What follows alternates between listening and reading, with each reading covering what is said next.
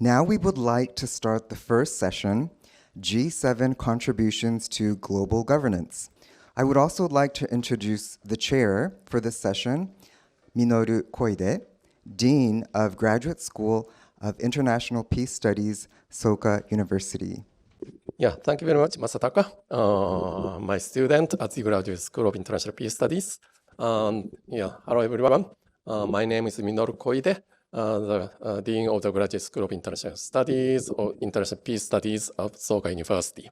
I'm very honored to be chairing this important first panel on G7. And our panel is going to talk about G7 contribution to global governance with three very distinguished speakers on the topic. Our session runs up to 10:15, so that I should ask, although I'm quite interested in your discussion, but I should ask you to limit your excellent presentation in 12 minutes.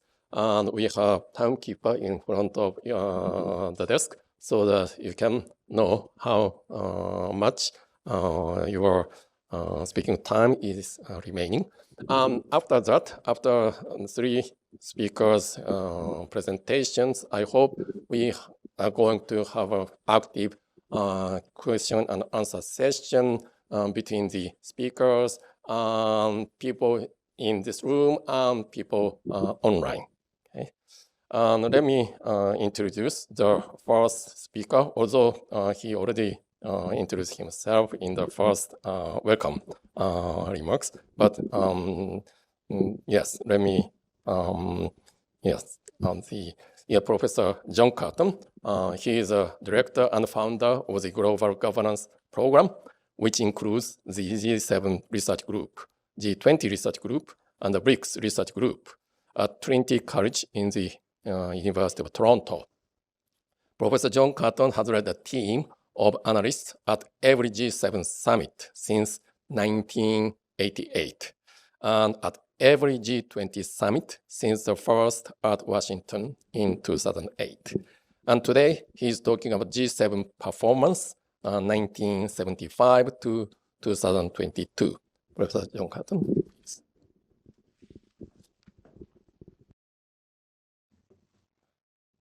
Thank you very much. Since its start in 1975, the Group of 7 major market democracies has had a growing presence, performance, and positive impact in the world, which soared to new heights last year. During this time, the G7 has made an outstanding contribution to the institutional platforms and governance performance on nuclear nonproliferation and climate change. There are promising prospects for more progress at the Hiroshima summit in May. But to improve these prospects, G7 leaders should commit to meet more often, mount more ministerial meetings, add India incrementally, end fossil fuel subsidies now, shift subsidies to fully reliable emissions-free renewables, and nurture nature as carbon sinks. The G7 was formed in response to several shocks in the early 1970s that sent the democratic world into severe decline. In response, at the end of its first summit, with Japan present outside Paris in November 1975, its leaders' communique defined the group's distinctive mission: to protect within their own countries and to promote globally the values of open democracy, human rights, and social advance. Since then, the G7 has had impressive institutional growth. Its annual summits added a special ad hoc one on US-Soviet arms control in New York in 1985.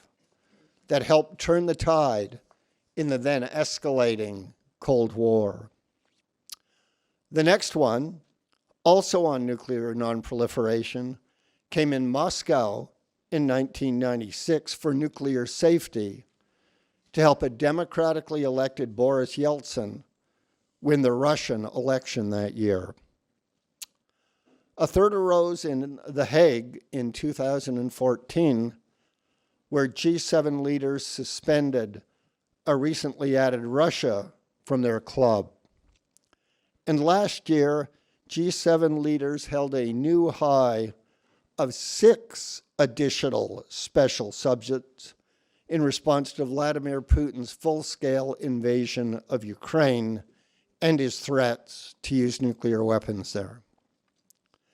By then, G7 leaders were supported by meetings of their ministers for finance and foreign affairs from the beginning, adding trade in 1982, the environment in 1992, and many more since then.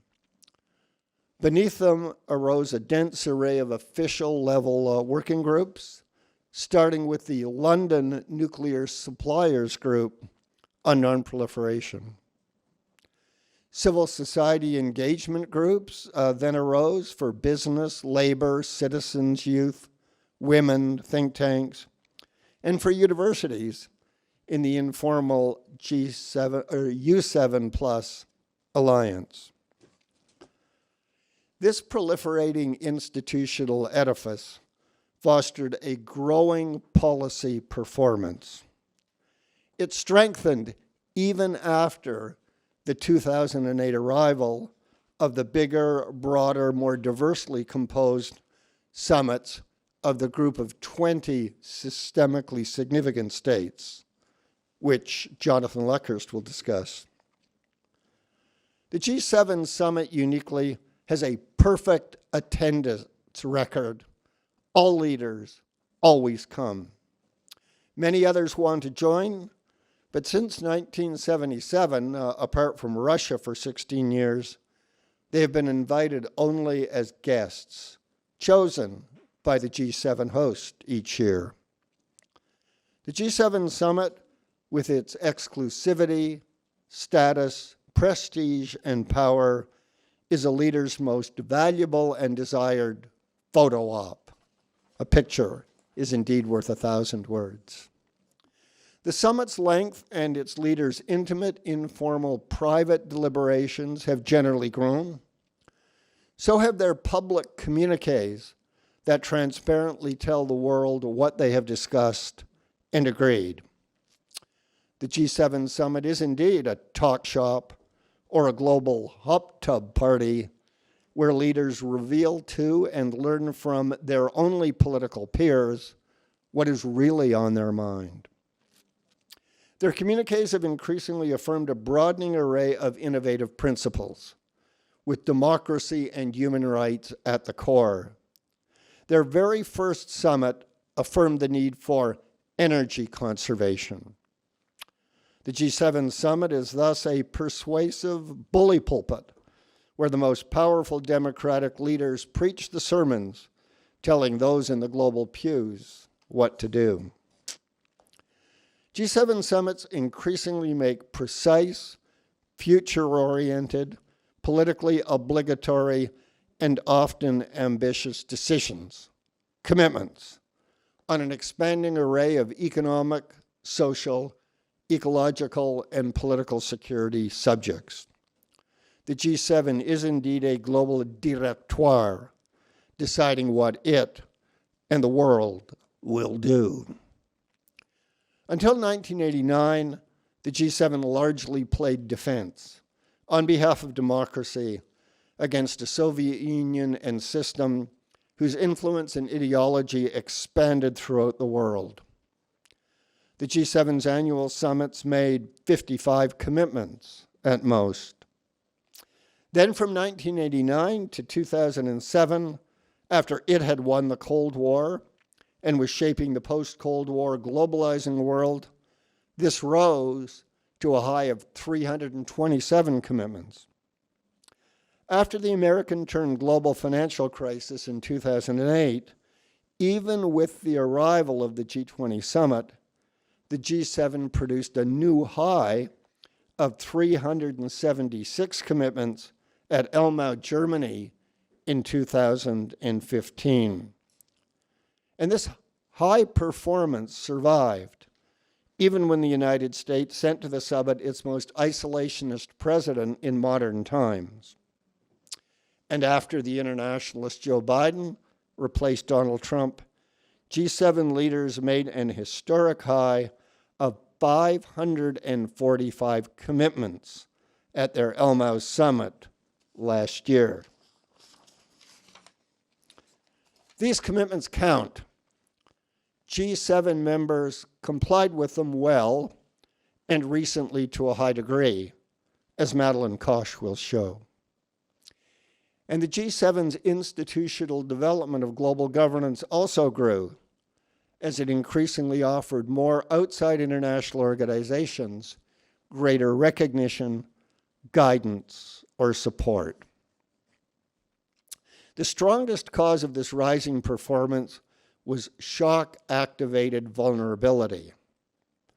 Such shocks make G7 leaders realize that their powerful countries are vulnerable and that they cannot cure this through unilateral action on their own or by relying only on the multilateral organizations they created since 1944. One of the 7 shocks that spurred the creation of the G7 summit was the Indian nuclear explosion in May 1974. It ended the 10-year sabbatical following China's acquisition of nuclear weapons and pushed horizontal proliferation beyond the permanent 5 members of the United Nations Security Council. The horrified leaders of the United States and Canada, whose countries had long supplied democratic, developing India, the India of Nehru and Gandhi, with nuclear materials for peaceful civilian use, were supported by an anti-nuclear committed Japan, Germany, and Italy to quickly overcome the resistance of a nuclear weapons committed France, which generally wanted security only done by the United Nations Security Permanent 5, where of course it had a veto. So that's when the G7 became the world's leading political security club. Thus, at the 3rd G7 summit, London, 1997, leaders stated, "Our objective is to meet the world's energy needs and to make peaceful use of nuclear energy widely available while avoiding the danger of the spread of nuclear weapons." We are also agreed that in order to be effective, non-proliferation policies should, as far as possible, be acceptable to both industrialized and developing countries alike. Do these words warrant repeating this year? G7 leaders have now made a total of 263 non-proliferation commitments at their annual summits, and compliance with them has averaged a high 80%. The story is much the same on climate change, as we'll come back to in a subsequent session. From this formidable foundation, the prospects for the Hiroshima summit are very promising indeed.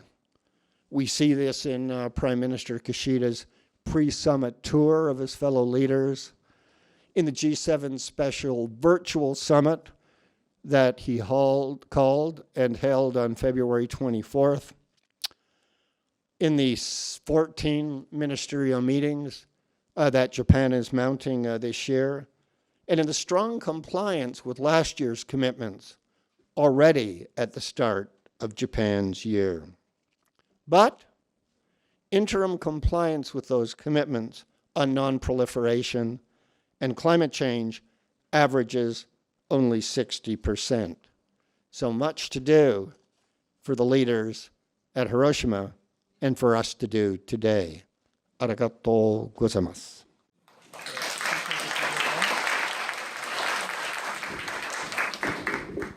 Thank you very much, Professor Kirton, for your very strict compliance with the time limit. Thank you. And our next speaker, distinguished speaker, Ms. Madeline Koch from G7 Research Group. Ms. Madeline Koch is the executive director of the G7 Research Group, the G20 Research Group, and the BRICS Research Group.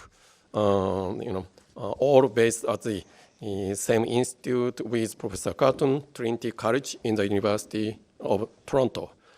She is co-editor with John Kirton of the series of publications on the G7 and G20. She is going to talk about G7 compliance since 1975. Thank you. Thank you. When the G7 leaders meet at their annual summits, they make many promises. If these democratically elected leaders do not keep those promises, then the summit is only a photo opportunity or a talking shop. This may be useful for developing relationships and exchanging experiences, as John said, but it does not propel progress on the pressing issues on the G7 agenda. In 1996, the G7 Research Group began assessing G7 members' compliance with commitments made at each summit. These annual reports began as an attempt to shed light on the effectiveness of this group of wealthy, industrialized countries whose leaders meet behind closed doors and who issue declarations whose impacts extend far beyond their borders. We review the summit documents to identify commitments which are statements of what the leaders' members promise to do. A summit can produce hundreds of these commitments. So we select around 20 that reflect the summit's key priorities and the issues the G7 regularly addresses. Then we look for publicly available evidence of actions taken to fulfill those commitments, such as budgetary allocations, legislation, announcements in addresses such as the Prime Minister's address to the Diet. So based on our database of 674 assessments of the key commitments made since the first summit in 1975 until the 2021 summit, by the time the leaders met last June, compliance averaged 76%. There have been several phases of compliance. First, George von Furstenberg and Joe Daniels analyzed economic and energy commitments from 1975 to 1987 using their own methodology and found compliance averaged 68%. Second, Ella Kakotsis, who developed what has become our standard methodology, assessed environmental and development commitments from 1988 to 1995 and found compliance averaged 68%. Third, from 1996, so the orange section in the slide, when we began assessing a broader range of issues up until 2005, compliance averaged 75%, but jumped between 63% in 1997 up to 87% for Okinawa's summit in 2000. This was the post-Cold War phase, with Russia included since 1997, making it the G8.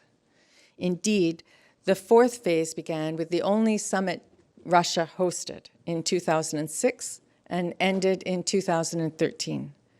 Although that phase averaged slightly higher compliance, 76%, there were nonetheless few variations in those years.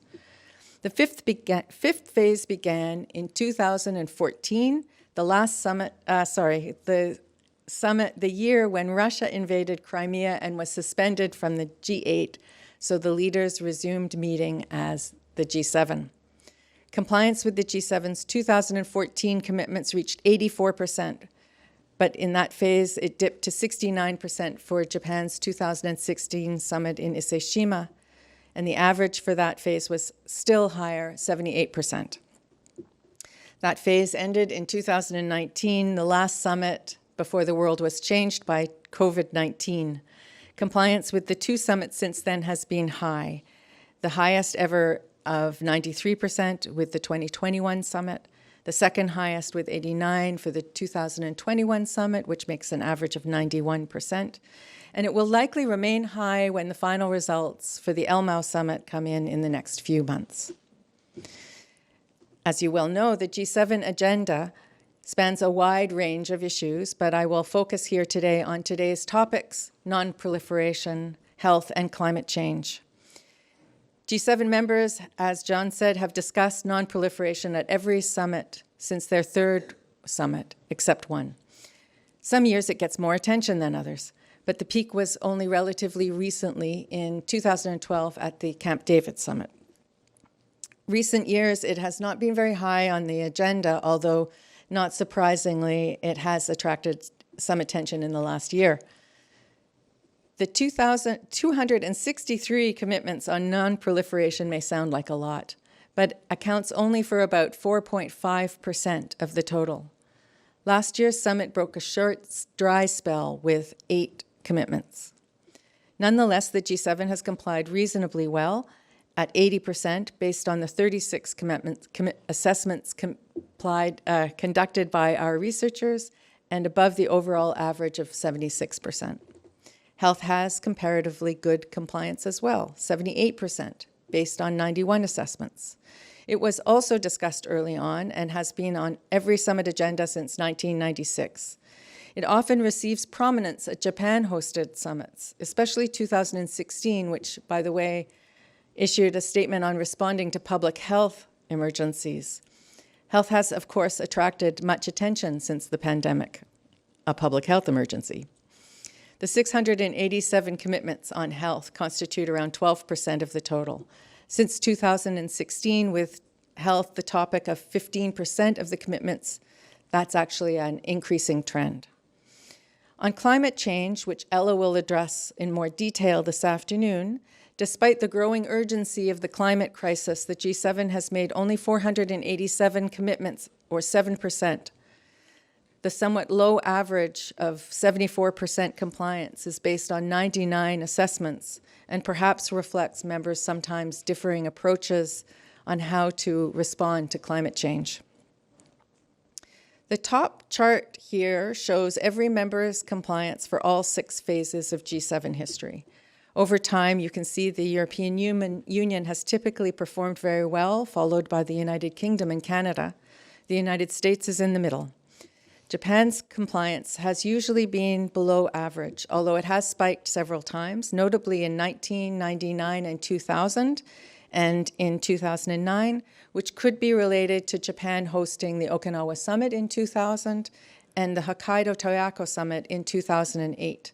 However, its hosting does not explain the exceptionally low compliance for the Ise-shima Summit in 2016.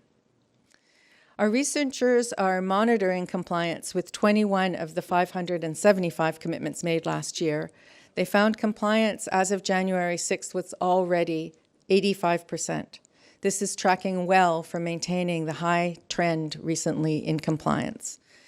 This is likely due to the group's response to the ongoing pandemic and Russia's war. Another contributor is the absence of former U.S. President Donald Trump, as for most of his presidency, the United States had its lowest compliance, 55% for 2017 and 58% for 2019. The Elmau commitments have already achieved the Elmau commitments that have already achieved perfect compliance are on Ukraine, energy security, and macroeconomic growth. But as you can see, the ones on non-proliferation, climate, and health are still tracking low. So is Japan's compliance. However, this is not unusual, as the interim compliance report is a snapshot of progress around the time the presidency shifts from one host to the next. So as the Hiroshima summit draws closer, members will take more action to fulfill their obligations from Elmau, and so we can expect higher scores on many issues. How can the leaders improve their compliance? To answer, I will draw on the work done by Jessica Rapson, Maria Zelenova, Hélène Emerine, and Brittany Warren, and put in a plug for our forthcoming publication, the G7 Japan, the 2023 Hiroshima Summit, which contains articles by all of them, as well as many of the speakers on today's program. The publication will be available for free on our website closer to the summit. Compliance improves generally when summits refer to democracy or human rights, when there are ministerial meetings on a particular subject, and when the G7 establishes working groups or task forces relating to that subject. In addition, the hosting effect can increase compliance. As I mentioned, the country hosting the presidency often has high compliance with the commitments made at its summit. But statistically, it's quite difficult to find robust explanations for these variations. Outcomes may often be determined by still unknown or even random factors, perhaps beyond the G7's control. Nonetheless, the G7 leaders can still do a few things to improve compliance. On non-proliferation, compliance appears to improve when the communique identifies a crisis or threat, such as North Korea's missile tests or Russia's threats to use nuclear weapons. In 2017, when the G7 called nuclear proliferation a new level of threat, compliance improved that year and the next. In addition, making more commitments on non-proliferation improves compliance, and summits with low compliance had few commitments. Compliance on non-proliferation also improves when the G7 sets a multi-year target and commits funding. Commitments without a multi-year timeline had lower compliance. On health, there are at least 3 ways the G7 can improve its 78% average. Commitments that refer to the World Health Organization or the United Nations had higher compliance. So did commitments that pledge financial support, for example, to the Global Fund. Hosting a meeting of health ministers also helps. 5 G7 presidencies hosted health ministerial meetings and had higher compliance. This bodes well for the Hiroshima summit, as the health ministers will meet in Nagasaki just a few days before their leaders' summit. On climate, although there have certainly been commitments to mobilize money or support regional initiatives, G7 compliance has been underwhelming. However, commitments that refer to international law have the highest compliance, even today with the democratic decline, rise of authoritarianism, and resulting challenges to the rules-based international order. This supports research that shows a positive correlation between democratic institutions and stronger climate policy. So, to improve climate compliance, the G7 should continue to strengthen democratic institutions and human rights. And finally, it should also set short timetables, as commitments with 1-year deadlines do well. And here, too, holding ministerial meetings on climate change improves compliance. Thank you.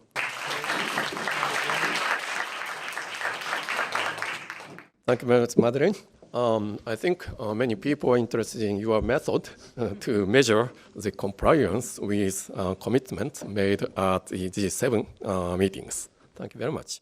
And last and third speaker is my colleague, Professor Jonathan Luckhurst, Professor of International Relations at the Graduate School of International Peace Studies at Soka University. His research focuses on global economic governance and G20 relations, multilateralism, and shifting authority ideas and beliefs in international relations.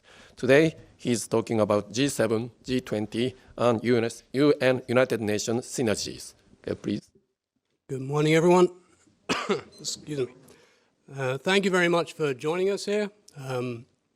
This conference has been a long time in preparation, but I hope you'll be finding these discussions very interesting. So, let me start with my presentation. So the theme then, the title is G7, G20, UN synergies, but in many ways I'm kind of giving the kind of strategic overview of the situation of the G7, its role in international relations today, and some of the challenges that the forum has as a group. So, looking at the relationship with the G20, with the United Nations, with the agendas of those of the forum, the G20 forum, the UN. And looking at what are the kind of synergies that remain. So we're obviously in a very difficult time This is a difficult period in international relations. We had the tragedy of the COVID-19 pandemic, and now afterwards we have another tragedy of the war in Ukraine and the damaging effects that has had globally, economically, and in many other ways. So, to introduce then my topic, I mean, my focus then, as I said, is looking at this broad context today, but obviously there is some broader context leading up to this period. And I think in many ways perhaps we can see some of the storm clouds beginning to gather back in 2008 with the global financial crisis, and that brought some significant changes in international relations, and I think in many ways kind of overshadowed the world in many ways over the past decade. Economically, it suppressed growth, it brought political changes, some of them quite problematical. So I think perhaps some of the antecedents of the difficulties we are having today in international relations go back to the 2008 global financial crisis, and no doubt even before and the post-Cold War period, and indeed the Cold War period for that matter. So one thing to note, in 2008, there was a kind of shift in the role of the G7. The G20 became elevated to a leader-level forum, and at that point, shortly afterwards, in 2009, in fact, at the September Pittsburgh summit of the G20, there was an agreement that the G20, from that point forward, would be the main focus for international cooperation on economic issues amongst its members. So basically, that kind of relegated to some extent the role of the G7 as an economic focus club, and they kind of put the focus on the G20 in managing global economic issues from that point forward. And that reflects another point I mentioned here in the slide, the decentralizing authority in global governance, with the rise of especially certain key middle-income states, China, India, but also other middle-income members of the G20, like Indonesia, Turkey, Mexico. But in that context, the G7 continues to function and plays, sometimes arguably acts as a kind of caucus within the G20, as indeed do the BRICS, arguably, another group within the G20, those including obviously China and Russia. And so the G20 has become kind of a focal point for these different types of states, all of them influential, but in recent times with some very different positions on global issues, at least certainly on security issues, but arguably some synergies remain, some complementarities remain on other issues, including, as I mentioned here in the slide, aspects of the UN agenda. On the UN Framework Convention on Climate Change, for example, we still managed to have the Paris Climate Agreement a few years ago in 2015. Even in the midst of the problems in Ukraine, we managed to have an agreement at COP27 on a new loss and damage fund. The SDGs continue to be a focus for all of those G20 states, as well as, of course, the United Nations in general. So despite this perception of growing division in the world, there are these, these aspects of policy goals that do continue to unite, in a sense.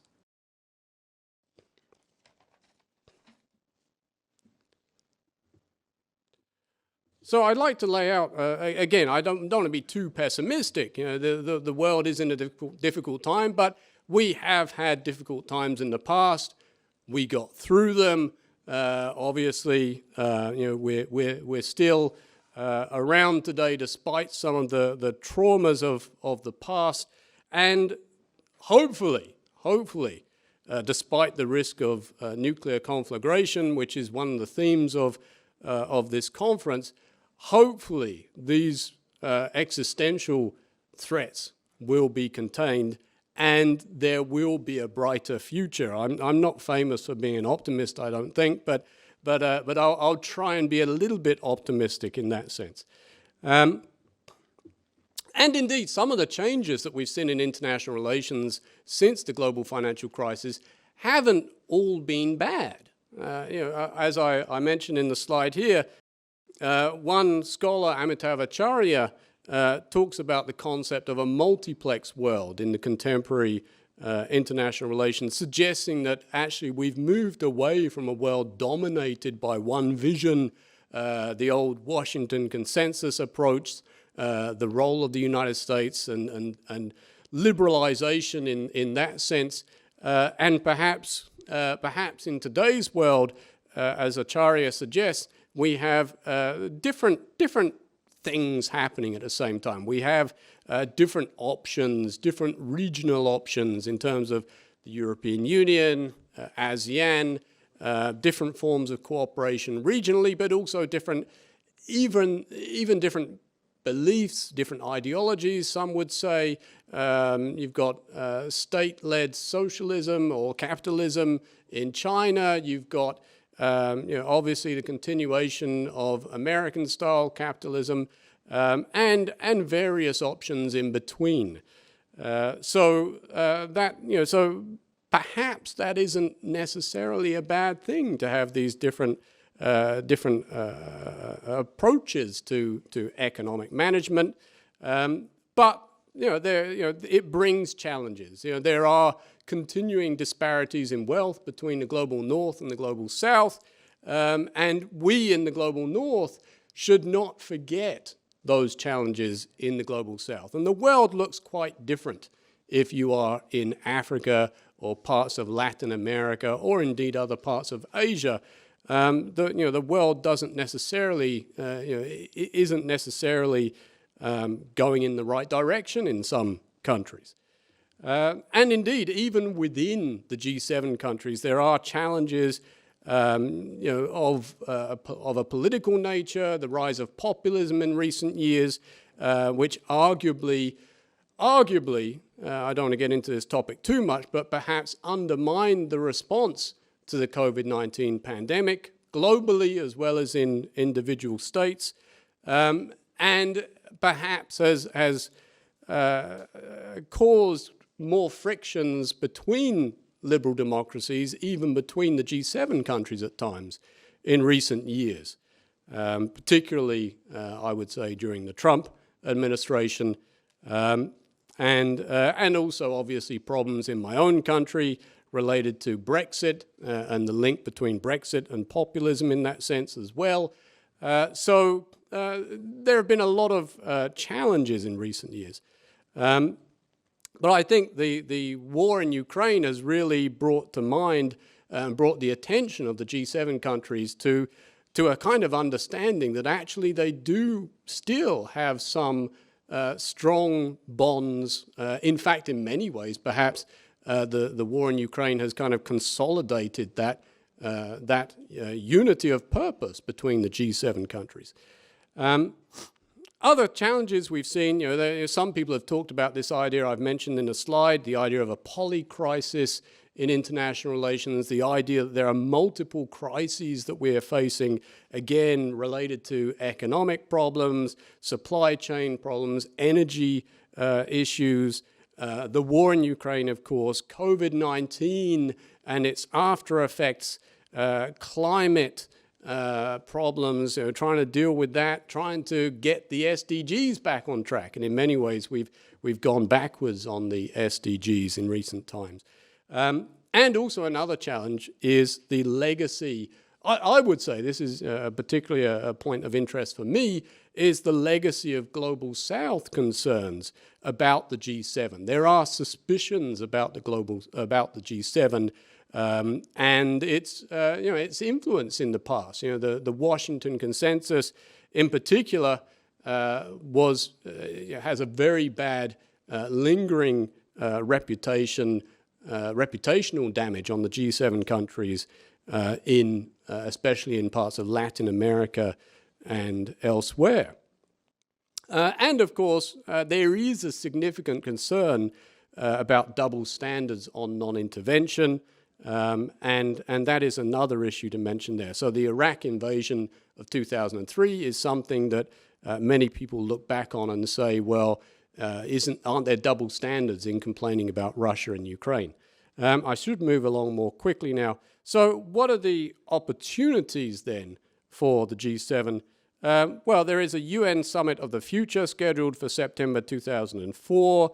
That is something that it's meant to be a kind of rethinking of the role of the United Nations, how we can deal with things like the kind of post-SDG agenda, managing outer space and things like this. G7 engagement with the Indian G20 presidency is another opportunity. How can we engage? How can the G7 have good relations with the Indian presidency? And the Indians playing a very crucial role there in almost mediating with the Russians in the G20 context. G7 engagement with global governance networks, including in the Global South. I think that's an opportunity as well. Engagement with China. Can the G20 have a big influence the G7 have a big influence in China? Should they try to get the Chinese to be more supportive in terms of challenging the Russian activities in the Ukraine?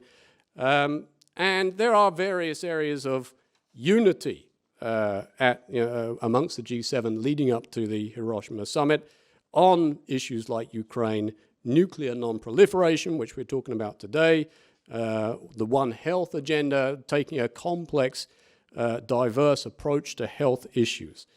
So very quickly now, because I am going over time, so to conclude, the G7 does need to have an intensive strategic dialogue on what is its role in the future, in what many people are seeing as a new era, the end of the post-Cold War era, and what comes next. I think that's crucial in Hiroshima. That sense of G7 identity, of unity and purpose, is good, but there's a need to diversify allies and partners. G7 diplomatic gains could be made by engaging on various aspects of the UN and G20 agenda, not just focusing on Ukraine, because in the Global South, there are other important concerns that the G7 needs to try and have a positive relationship with those countries. Potential to increase engagement with global governance networks, as I mentioned, across a variety of policy areas. That's another way to reach out by the G7. So despite challenges, then, G7, G20, UN agenda issues do include some synergies between those, between all of those countries. So hopefully that can help to cement their relationships and sustain their relationships despite the strategic tensions that we have. So thank you very much, and I look forward to questions. Yeah, thank you, John. Yes, there are increasing number of international institutions, G7, G20, and UN-related organizations, which are working on the same issues, such as NPT, SDGs, climate change. But the increase of international organizations working on the same agenda does not necessarily mean the effective compliance, commitment, and promotion of these issue management. So the issue you brought about is a very stimulating agenda for discussion, I think.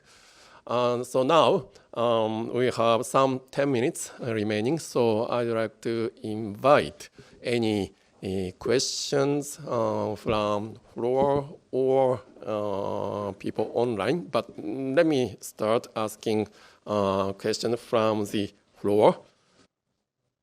Okay. Thank you very much for very stimulating talks. Annemette Fisker-Nielsen here from Soka University. I'm just wondering about you've talked about this as G7 being a sort of talking shop and so on, right? And of course, you've just outlined that that is not the case. On the other hand, right, but there's a perception, certainly, that there may be no sort of fulfillment of objectives and so on, at a sort of general populist level. So also what John just talked about in terms of the populism and the sort of, so I'm just wondering, I have a question to, in a sense, I don't know who would like to address it, but the sense of connecting up with the sort of ground level, if you like, at the media level. So the media obviously plays a big role in disseminating, and what we have just learned now, that actually it seems that more objectives have been fulfilled than is sort of the general perception of it, right? So how to address the gap in the media perception on the general level, which is obviously a huge problem in terms of, all the social media and so on and everything that's going on. So I wonder if you can speak to that. Thank you. Thank you very much. Great questions there. First, a talking shop is a good thing. Surely it is a good thing that our leaders speak face to face to each other. And I lived through the new Cold War, 1980 to 85, when the leaders of the United States and Soviet Union basically didn't talk face to face each other until I think it was the Reykjavik. So that was very dangerous. Brought memories back of those of us who had lived through the Cuban Missile Crisis, and misperceptions, lack of understanding. Things can go badly wrong. So a good thing leaders can talk, which is why we should have even longer summits than some of the short ones that have appeared in the G7 histories. Populism. I think it's a good thing that we've had an increase in the engagement groups. Now, the business seven, I don't think most people think those folks are populists, but when you get down to civil society and the youth seven, they can be on the streets or the classrooms engaged, and there's a place for them. Even the new University 7+ Alliance, an informal engagement group, it's really, most of us at universities aren't professors, they're the students, right? So they now have a place in the club. The G7 has faced rising populism of the sort we, I think, worry about now. Genoa 2001, I guess, is the high point or the low point of a deadly populist uprising in response to the appeal, another world is possible. As for the media, much can be said, and we go as members of the media every week to every summit. But if G7 leaders get it right, and the now much maligned Tony Blair did it at the Glen Eagles summit in 2005, going into that summit, the media was, as always, shall we say, highly skeptical, some might say cynical. But day by day as you went through it, they turned around, and the media at the end applauded the summit for all the good that it did, amongst other things, debt, aid, trade, and HIV, AIDS to global health, right? It did it primarily not for itself. It did it for what we now call the Global South, with Africa at the core. So a lot of challenges, but the G7 leaders have done it in the past, and they can do it again. And I think they've got some idea how. May I just I actually don't have a very good answer for you either.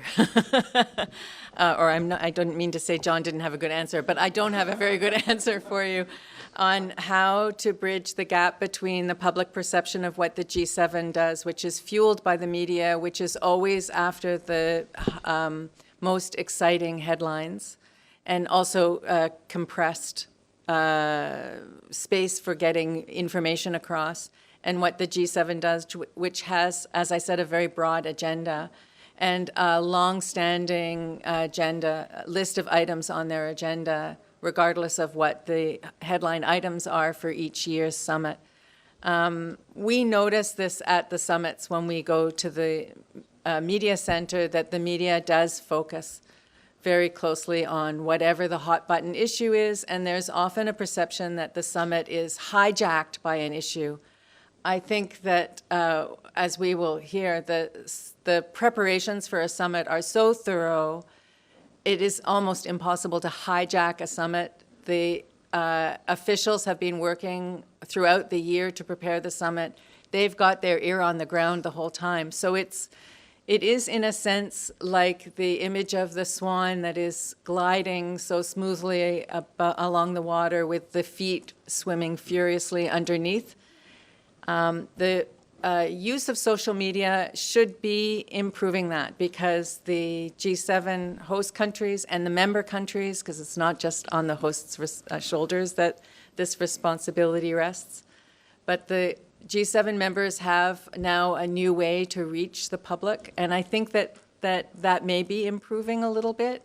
We have not yet done any research into that, however.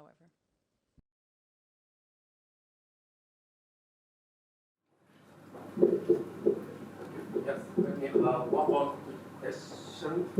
Yes. Thank you very much for your great presentations.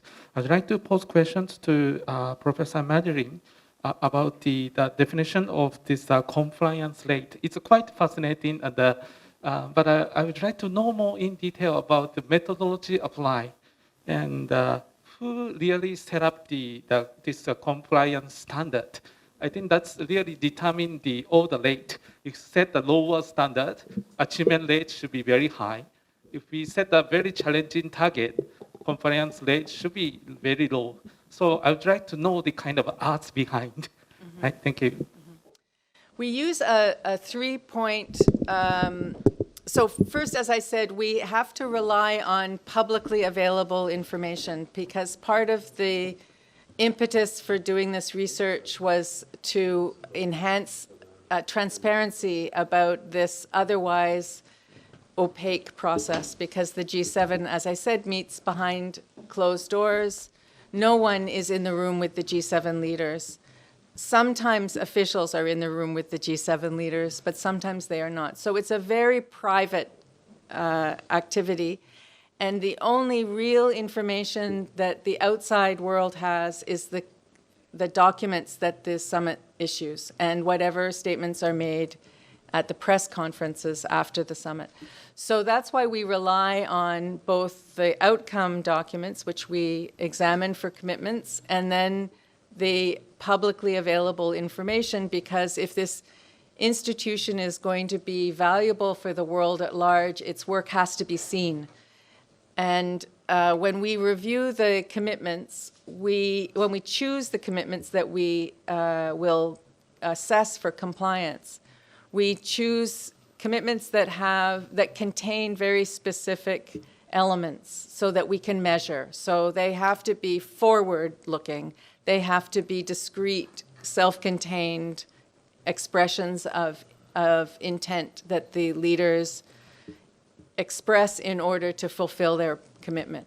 They have to be collectively agreed, so it has to be this is already, the statements are already, the documents themselves are already collectively agreed for the most part.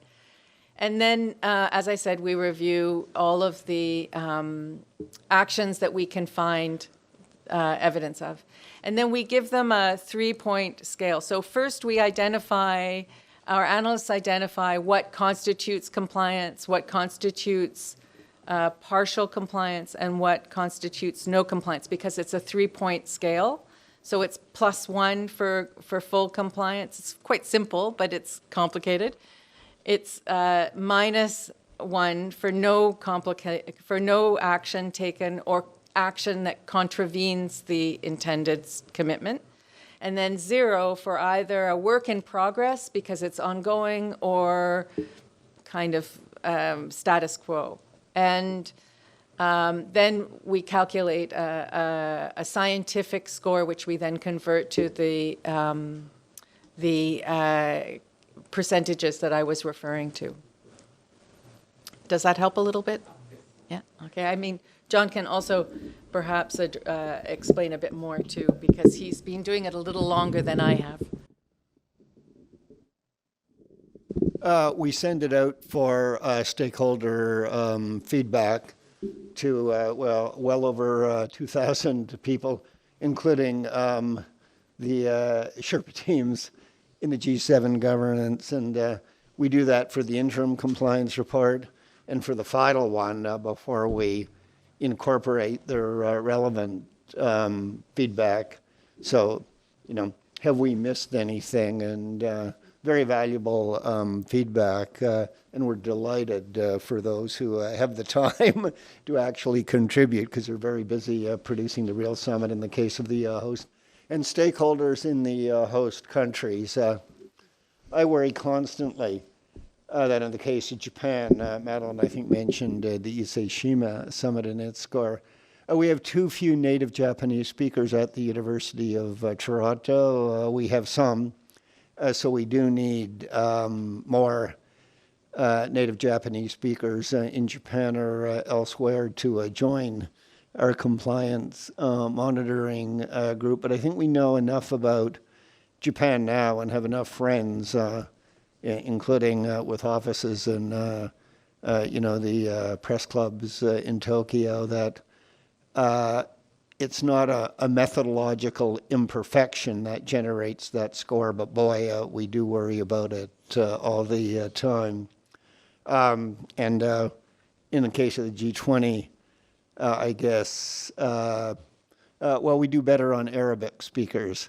So Saudi Arabia, which ranks low in compliance there, I don't think it's that we can't read Arabic.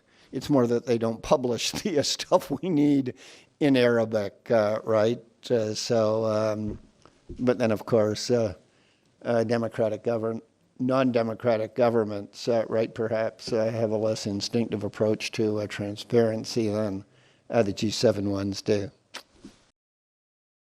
Okay, thank you very much. I was allowed to go a little bit beyond because our starting time was a little late. So let me have a question from the younger student generation. Okay. Yes. This is going to be the last question. Okay, thank you very much for your insightful presentation. I'm Daikimai, studying at West University. I have a question. My apologies in advance. This is not a well-established, very basic question, but sometimes head of state take turns unexpectedly and quickly, dramatically.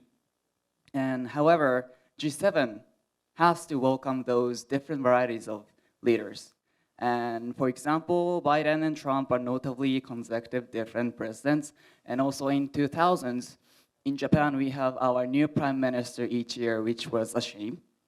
But how does G7 manage to sustain their unity or their continuity despite of these kind of hectic replacement of leaders? This is my question.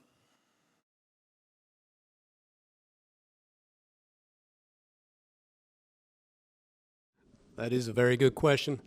As I kind of touched on that a little bit in my presentation, it's the G7. I remember writing something, I think, around 2018 or 2019 during the Trump presidency, and I basically made the point that it was kind of interesting. I think it was in France during the French presidency of the G7 that they didn't reach they didn't have a leaders declaration at the end of the summit, but by contrast, the G20 did have a leaders declaration. So it was kind of an interest. The perception is that somehow the G7 is this normative club with kind of shared beliefs, values, etc.